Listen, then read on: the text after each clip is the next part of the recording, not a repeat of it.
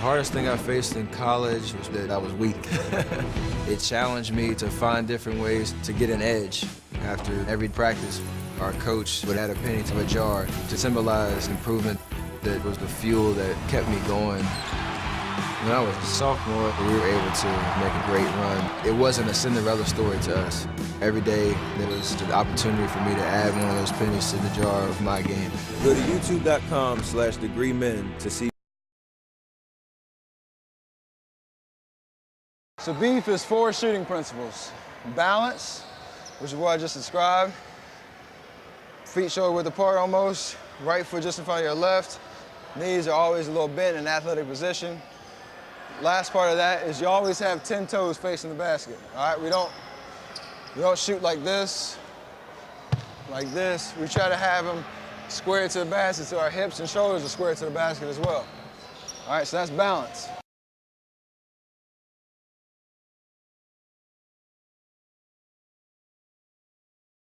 Eyes. Wherever you are, if you look at the rim, you see the little hooks holding the net up? There are always 3 of them facing you. All right? And that's about the width of a basketball. So when I look at, even where I'm standing here, there's always 3. I try to put the basketball right over the middle one. Yeah.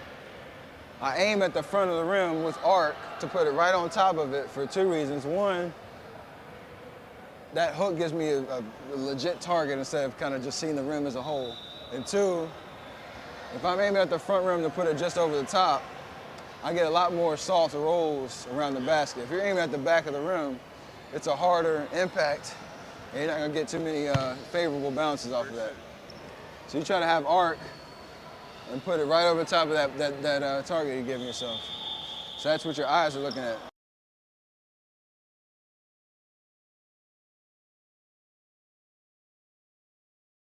The second E is your elbow. You always want it to be parallel to the ground to start, perpendicular to the rim. You don't want chicken wings. That's all we want to avoid. We want to have it straight up, straight down, as opposed to here and trying to shoot and get it on line that way. So you want to shoot through your elbow.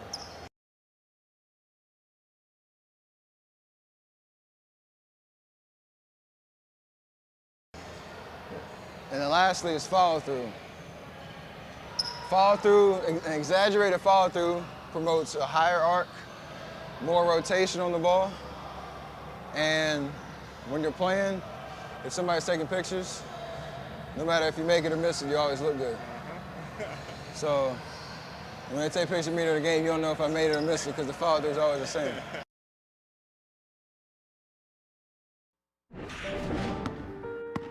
The hardest thing I faced in college, I was a little undersized, so a lot of the high D1 coaches didn't think I was able to play at their level. My weakness was I was weak. At Davidson, after every practice, our coach would add a penny to a jar. By the end of the season, that jar would be filled to symbolize the improvement that we as a team made throughout the season. That focus on getting better was the fuel that kept me going. As a freshman, we got to the NCAA tournament and faced a Maryland team that was heavily favored. We didn't win, but it was motivation for us to take that next step the next year. Guys coming back to campus to sacrifice just a little bit more to be ready for tougher opponents. When I was a sophomore, we were able to put ourselves in position to make a great run because of the time and the work and sacrifice that everybody put into it. They didn't give us a shot to beat a number 2 ranked team. We're going to find ways to do more to win it. It wasn't a Cinderella story to us. We had prepared ourselves for that moment. A performance like that was special. Striving to improve, to get to that next level of accomplishment is what the game is all about. Every day, there's an opportunity for me to add one of those pennies to the jar of my game. Go to youtube.com/degreemen to see more.